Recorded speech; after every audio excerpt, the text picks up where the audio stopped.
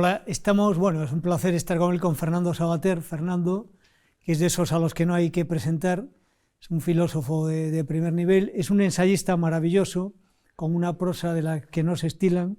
Yo recuerdo lo bien que me lo pasé leyendo su prólogo de la vida de Samuel Johnson, el libro es una maravilla, pero el prólogo de Fernando no le iba a la zaga. Y es también una conciencia cívica en nuestro país. Yo creo que es una persona que siempre ha estado en su sitio y además contra adversidades muy serias. Voy a empezar con una pregunta globo que casi... Ómnibus, como dicen. Sí, una pregunta ómnibus. A ver, Fernando, ¿qué le pasa a España? ¿Qué está pasando aquí? Bueno, es que efectivamente, es que pasan tantas cosas que, o sea, hemos entrado... Yo creo que los países también tienen una especie de inercia histórica, ¿no? O sea, es decir, cuando la inercia empieza, la bajada, la caída, bueno, no sabes cuándo va a terminar. Pero nosotros estamos, en este momento, España es un país que está degradándose por días. O sea, cada día que pasa se degrada un poco más, cada día que pasa oímos las noticias y decimos, pero ya esto se ha pasado otra línea roja, esto no puede ser. Y estamos ya eso diciéndolo, después te das cuenta que llevas diciéndolo esos 6 meses. Sí. O sea y bueno, yo... En fin, no estoy asustado, te iba a decir, no por mí, que ya, bueno, más o menos uno está en el descuento, ¿no? Que ya da igual. Pero, hombre, si yo tuviera 30 años en este momento estaría preocupado, porque te estás quedando sin país, vamos. Sin embargo, en las últimas Navidades, pongamos un ejemplo, tú hablabas que es cuando ves a más gente, más familiares, conocidos, y mucha gente te decía, ¡bah! Sois unos melodramáticos, hombre, tampoco pasa nada, se vive bien, hay mucha gente en los bares. Es como si en una gran parte de la sociedad no hubiese calado esta preocupación que muchos sí tenemos. Bueno, primero porque hay, efectivamente, la situación económica que globalmente es mala. O sea, dentro de Europa no somos precisamente una vanguardia, sino que somos una especie de rémora que vamos arreglándonos gracias a que Europa de por sí no está mal, ¿no? Pero vamos, económicamente nosotros no podemos decir que estemos muy mal, como estamos políticamente, pero no está bien tampoco Europa. Pero luego hay esa especie de magia de que se ha infiltrado la idea de que mientras que no gobierna la derecha, todo va bien. O sea, con solo que el señor que gobierne diga que es de izquierdas, porque cosas de izquierdas a lo mejor no hace ninguna, pero que diga que es de izquierdas, entonces ya todo el mundo tranquilo. Entonces, y siempre la derecha sería muchísimo peor, aunque nadie sepa decirte qué cosas peores haría la izquierda la derecha que lo que está haciendo la izquierda ahora, pero bueno. Entonces yo creo que, bueno, efectivamente sí, la gente, hay quien le da importancia y hay quien no, que bueno, tampoco sabe, la amnistía, bueno, yo qué sé, claro, eso, se ha olvidado la educación cívica, se ha olvidado todo eso, entonces pues nada, la gente pues vive un poco a ver qué serie ponen las cañitas en televisión esa semana y ya está, y con que la serie sea divertida, pues, ¿qué vas? No sé, es un poco... En fin, tristón, la verdad es un panorama tristón. Sí. Parte del problema español se ha convertido en la cuestión nacional, realmente es lo que está supurando todo el rato. ¿Por qué la izquierda ha hecho este giro hacia el filonacionalismo ya abiertamente? ¿Cómo puede entenderse esta fascinación de un partido como el PSOE por partidos de derechas separatistas, insolidarios, incluso con ribetes xenófobos? Por partidos carlistas. Sí, ¿qué ha pasado? Por partidos carlistas. Sí. O sea, la izquierda se ha pasado al carlismo, porque en el carlismo siempre ha sido el movimiento antisistema. Desde el siglo XIX el carlismo es lo que ha impedido a España tener una democracia liberal como otras que había en Europa.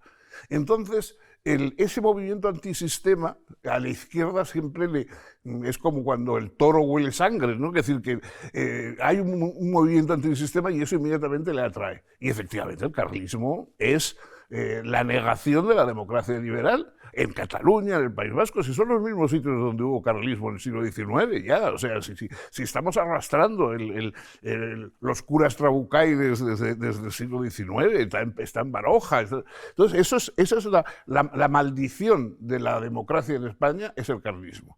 Y claro, ya el colmo de la maldición es que la izquierda, que de algún modo siempre había puesto pie en pared frente al carlismo y por ahí no pasaban y tal, ahora resulta que le parece que es útil para darle la vuelta a la tortilla le parece que es útil el carlismo.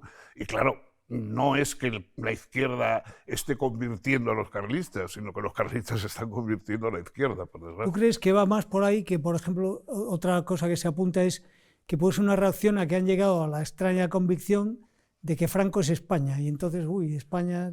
Bueno, yo no sé, puede ser, pero la gente de mi edad todavía podría pensar eso. La gente joven que Franco les cae tan lejos como el Cid Campeador, yo no sé, bueno, puede ser. De nuevo hay una idea de que el mal absoluto es la derecha, a pesar de que la derecha esté de alguna forma gobernando en Europa o en la mayoría de los países y siendo lo que causa la prosperidad de los países europeos. Aquí en España, en cambio, lo de la derecha suena tal.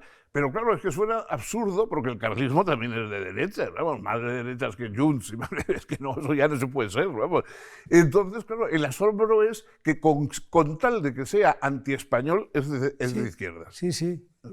Que eso sí que es una cosa nueva en todas partes. Única, además. Única, ¿no? Única, o sea que no. No, porque tú veías en el Reino Unido aquel líder laborista muy radical, Jeremy Corbyn. Sí. Iba a la reina, se ponía el chaqué con la pajarita blanca, cantaba los himnos militares en el Royal Albert Hall. Pero es que no mezclaba. Que si no le votaba a nadie, ni de izquierdas ni de derechas. O sea, es que allí nadie se acercaría a un tipo. O sea, el Mélenchon en Francia hace declaraciones que, bueno, aquí no las hacen ni los de Vox, de vez en cuando le toca. Y él se presenta como el más patriota de todos los patriotas que hay. Claro, es que si no, no funcionaría. O sea, en esos países no toleran que un señor de alguna forma se convierta en enemigo del propio país que quiere gestionar. Es que no tiene sentido. No, es que es algo insólito.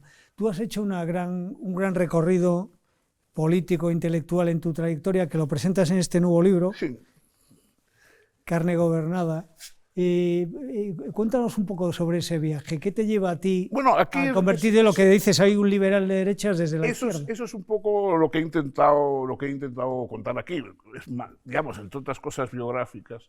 Pero en fin, yo ya estoy en la edad en que hace un poco arqueo, ¿no? Y entonces vas contando en que en el fondo no ha cambiado uno tanto de ideas, aunque ha tenido que cambiar de posición dentro de él. Yo siempre recuerdo la frase esa de Churchill cuando que cambió un par de veces de partido en Inglaterra, sí, de joven. y le decían eso, bueno, usted otra vez ha vuelto a cambiar de partido. Digo, sí, decir, yo es que prefiero cambiar de partido que de ideas. y de alguna manera a mí también me pasa un poco eso, o sea, he tenido que cambiar las fidelidades políticas, digamos, para no cambiar las fidelidades de las ideas que yo he considerado siempre importantes, que son una democracia militante, por decirlo así. Entonces, frente a eso, sobre todo la elección del País Vasco para mí fue muy importante. O sea, cuando vi cómo se portaba el País Vasco, la izquierda del País Vasco, es cuando me volví de derechas, porque realmente me pareció que ahí había un fermento de traición y que incluso muchas personas de izquierdas oficialmente que había en el País Vasco también se alejaron de la izquierda oficial porque se dieron cuenta de que la izquierda oficial siempre estaba mirando con más simpatía al terrorista que a la víctima del terrorismo, es decir, por mucho que le dijeran otra cosa. Entonces ya a partir de ahí empieza uno a plantearse las cosas, ¿no? Y decir uno, pero ¿qué es lo que yo quiero realmente? O sea, ¿esto lo digo porque queda bien decirlo o porque de verdad yo es lo que quiero y tal y cual? Y hay un momento en que uno ya deja de decir las cosas que los demás quieren oír y empieza a decir las cosas que uno quiere decir, ¿no? Y yo estoy en esa fase. Pero el viaje sería duro porque, por ejemplo, se nota en el mundo, el sistema cultural español, si te alejas de determinado canon, claro, proscrito, y premios nacionales, no sé qué tal, etcétera, no sé qué, ¿no? Claro, ahí hay un momento en que esas cosas tampoco te interesan a uno tanto, vamos, por lo menos, es decir... bueno, pero el propio circuito de conferencias, tal, será más difícil, no sé. Sí, no, hombre, te tachan, hay sitios que te tachan, pero bueno, claro, si yo tuviera 40 años, a lo mejor esas cosas me estaban preocupando, pero claro, ya lo veo un poco como decir, bueno, pues no me llame usted, mejor, así tengo otra tarde para hacer la siesta, ¿no?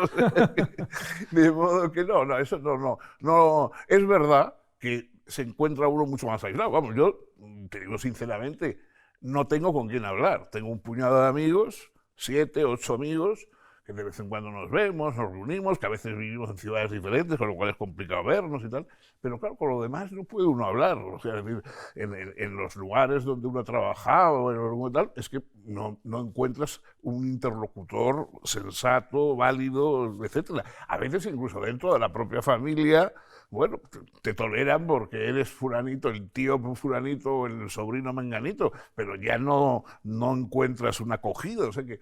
Pero bueno, también la sociedad se ha crispado enormemente, ¿no? Tú lo ves ahora en los comentarios de cualquier periódico, hay unas intolerancias increíbles, es ya bofetada limpia. ¿Tú a qué lo atribuyes? ¿A la aceleración de Internet? No se manejan argumentos, los argumentos políticos, teóricos y tal, me parece completamente necesarios. O sea, pues que alguien plantea una tesis política, a otros no les convence y la refutan y tal, pues... Pero el problema es que ahora ya no te refutan la tesis, te refutan a ti. Sí, es como ser de un equipo de fútbol. Exactamente, ¿no? Que es lo diferente. O sea, si me dice usted ese argumento, es que es usted un facha, un xenófobo, un no sé qué. Claro, bueno, así no hay manera de discutir. Porque claro, si voy ganando en la discusión, me convierto en un monstruo espantoso. Y si me callo, pues entonces gana usted y tengo que someterme a lo que usted quiera, ¿no? Entonces, sí, eso es un poco lo que estamos viendo. Hay una especie de moralización. Los argumentos ya no son lógicos, racionales, sino morales. Si dice usted eso, es usted un sinvergüenza, un bribón, sí, un facha, un no sé. Tú una cosa que conservas, que está también en extinción, es el sentido de humor. Es un país lleno de gente muy graciosa que se ha vuelto como muy, digámoslo, encabronado. Está la gente como muy tensa, los políticos no dicen ya una broma. Ves vídeos de la transición, había otro fair play, otro un poquito más de ligereza, sí. Sí. Bueno, eso ya, en fin, esas también son a veces los caracteres de cada uno. Yo siempre he sido bastante ganso, como decía antes, y entonces lo mismo que don Miguel de Unamuno tenía el sentimiento trágico de la vida, yo siempre he tenido el sentimiento cómico de la vida, ¿no? Afortunadamente. Me han pasado cosas que me han ido quitando la alegría bastante, cosas, digo, personales, ya no me refiero al país. Pero bueno, todavía sí tiene uno el encontrar el chiste en las cosas, ¿no? Yo todavía lo primero que se me ocurre es una gansada ante una cosa, aunque sea una tragedia, ¿no? Lo que pasa es que a veces me lo callo porque queda mal decirlo. ¿Cuál crees que va a ser la salida a la situación que tenemos? ¿Crees que va a haber un despertar ciudadano? ¿Que vamos a una suave autocracia? ¿A dónde vamos, Fernando? Sinceramente, no lo sabes. Tengo la bola de cristal completamente empañada y no veo nada. No, yo creo que se perdió una ocasión, el 23 de julio se perdió una ocasión de un cambio pacífico y normal, etcétera. Ya se sabía en ese momento lo que era Pedro Sánchez, sus pactos, no sabíamos hasta dónde iba a llegar, pero ya veíamos, en fin, apuntaba maneras suficientes para saber lo que iba a hacer y tal. Y la gente, por una especie de estúpido miedo a la derecha, que no había llegado ni había hecho nada todavía, pero vamos, tuvo más miedo al toro fantasma que al toro real que le estaban vistiendo.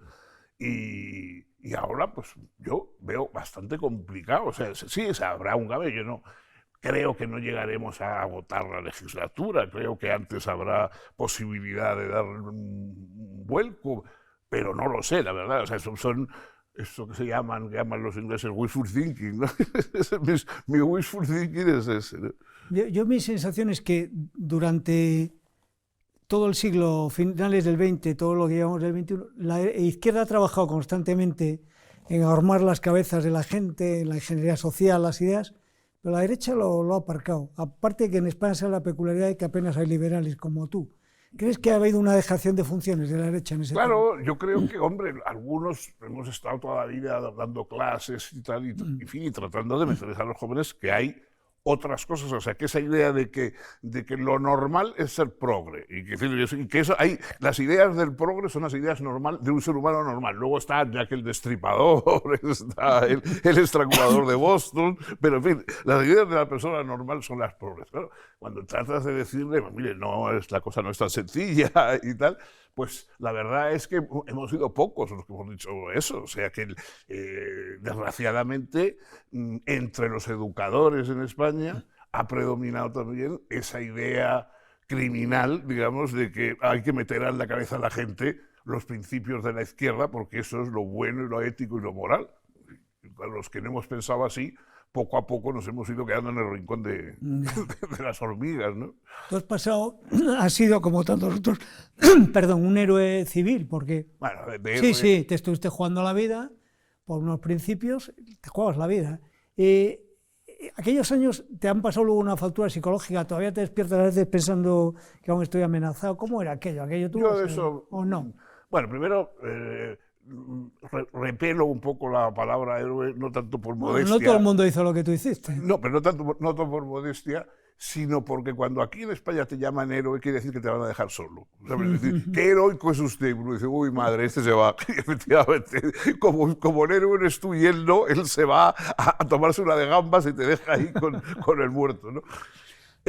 Bueno, yo no, yo durante soy a lo mejor un poco irresponsable, ¿no? Pero yo durante bastante tiempo tuve miedo por personas que quería, ¿no? Sobre todo por una en particular, por mi mujer, que cuando estábamos ahí amenazados yo tenía miedo de que le pasara algo a ella porque tuvo un par de conatos peligrosos y tal. Cuando ella murió, ya de algún modo a mí las cosas me dan un poco igual. Entonces yo ahora no me despierto pensando qué horror, sino me despierto pensando qué me duele hoy, ¿no? Y a mí se me hace tremendo ver que hay políticos en España, casi me voy a ahorrar el nombre, que en una misma vida llevaron el féretro de un compañero asesinado, aquel hombre del peaje de la autopista, y en esa misma vida pasa a parecerles estupendamente ETA. ¿Cómo puede ser eso? ¿Cómo puede ser? Es que a mí no. Pues claro, cada persona es un misterio, es un abismo, ¿no?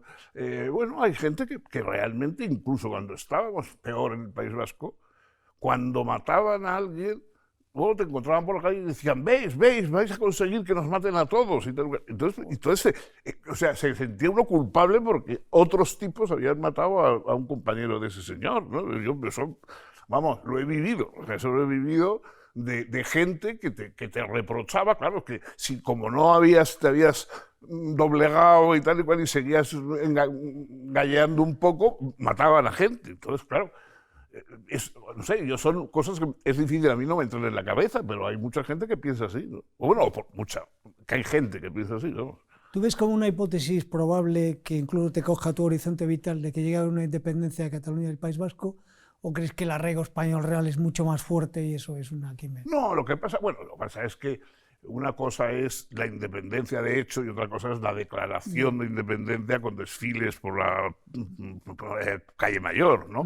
O sea, en este momento, tanto en el País Vasco como en Cataluña, hay el 85% de independencia posible. O sea, es decir, ya más es decir, se quedan un par de formulismos y de símbolos y tal todavía, sobre todo porque todavía se puede sacar cosas del Estado central. O sea, a nadie le interesa, no vaya a ser que por querer hacerme el machote y no sé qué, pierda unas ayudas, pierda un mercado, pierda no sé qué. Pero vamos, hoy efectivamente el Estado en sitios como el País Vasco, que es lo que conozco un poco más, y desde luego lo que veo en Cataluña, es casi irrelevante. O sea, queda una máscara simbólica por allí, a veces viene bien que el rey venga a inaugurar una fábrica o no sé qué, porque eso va a ser rentable, pero vamos, ya aparte ya te digo, de la cosa simbólica, declamatoria, etcétera, etcétera, que hay algunos que la quieren, porque hay gente que vive de eso, pero en general Cataluña y el País Vasco son ya efectivamente independientes. Sin embargo, hablabas ahora del País Vasco, estuve viendo datos económicos este día, me sorprendieron o no tanto, por ejemplo, el volumen de población que son funcionarios es impresionante, es el mayor de España. La tasa de envejecimiento, brutal. El nivel de cobertura de las pensiones como país independiente, imposible. Es como si viviese en un autoengaño sin reconocer la ventaja fiscal. Por eso te digo que, claro, que dices, bueno, sí, independiente sí, pero que alguien nos pague las pensiones. Claro. Que seremos muy independientes, pero que alguien pague las pensiones. Entonces, bueno, en eso estamos, claro, evidentemente. Hombre, en Euskadi la sociedad está subvencionada. O sea, es una sociedad subvencionada. Eso lo veía muy bien Arzayus cuando decía... cuando llegaban unas elecciones decía, bueno, nosotros de partida contamos con 300 o 400.000 votos seguros. Claro, que son toda la gente que vivía del tinglao nacionalista. Había mucha gente que desde editar folletos en euskera, que no los iba a comprar nadie si no fuera porque había la imposición lingüística, pues claro, vivían del tinglao nacionalista. Sí. Entonces ellos personalmente no eran ni más ni menos nacionalistas, pero vivían del tinglao nacionalista. Y no digamos en Cataluña, vamos, o sea, imagínate. Es increíble cómo nos hemos autoengañado, porque tú estás dentro de un bar un sábado en Barcelona o en Bilbao, tomando un vino, una cerveza, miras a tu alrededor, es exactamente igual que un bar de Almería, de Coruña, de Zamora, pero está la mística ahí, ¿no? Pero es que eso es una de las cosas que yo creo que también hay que insistir. O sea, y que porque ahora, por ejemplo, la izquierda lo aprovecha mucho. El mito de la diversidad de España. La diversidad, bueno, primero, España es diversa, como es diversa Francia, Italia y todos los países, porque, vamos, hasta un regimiento uniformado es diverso si preguntan a la gente, porque cada uno es hijo de su padre y de su padre, ¿no?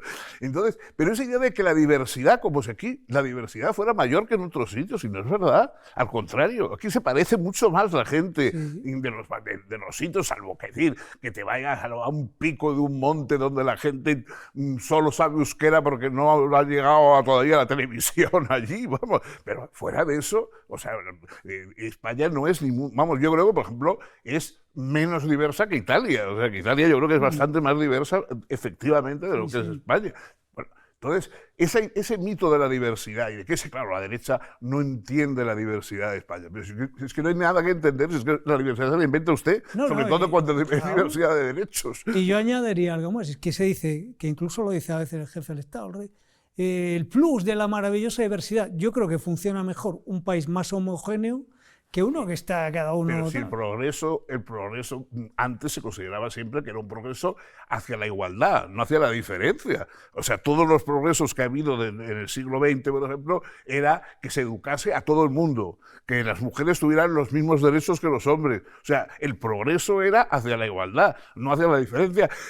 Si no, la sociedad de castas de la India hubiera sido la más progresista del mundo, porque ahí sí que no hay igualdad.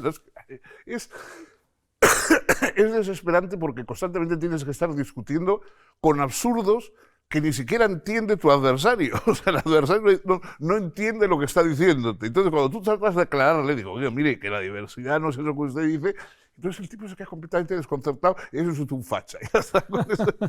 Bueno, no lo quiero dejar en el facha, nos queda para una frase. ¿Qué tal van los caballos? ¿Hay por ahí mejores noticias que con las personas? Los caballos van estupendamente, las carreras en España van regular como todo lo que se organiza, pero en fin, yo todavía sigo haciendo mi gira por países hípicos de verdad, y por Inglaterra, y por Irlanda, y por Francia y tal, y aquí también tenemos los suficientes buenos caballos como para justificar la vida. Bueno, pues a ver si esa carrera nos va bien. Muchas gracias, Fernando. Gracias a ti. Gracias.